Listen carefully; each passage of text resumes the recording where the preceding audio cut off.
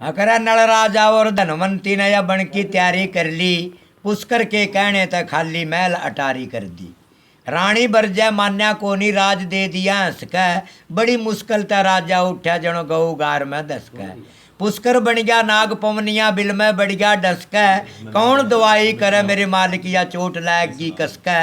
इस जुए के चक्कर में पड़ के मैंने धन की हारी कर दी, और नल राजा और धनवंती ने यह बन की तैयारी कर ली, पुष्कर के कहने तक खाली महल अटारी कर दी।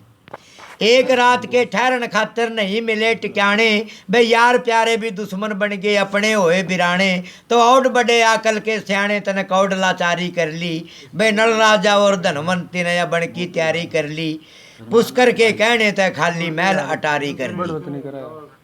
बेटा बेटी बिठाए अर्थ में आप परा न होली, इंद्र सैन लड़के न रोक दे हाथ की झोली।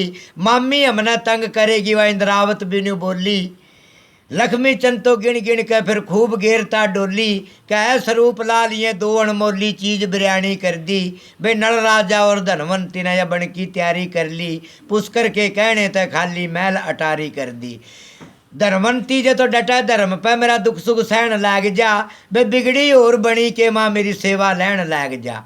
उल्टे दिन जिब आवे बंदे के उसकी अकल बहन लाग जा, कदी बनखंड के माँ कहन लाग जा मैं दुखियो जवारा कर दी, बे नल राजा और धनवंती ने यह बन की तैयारी कर दी।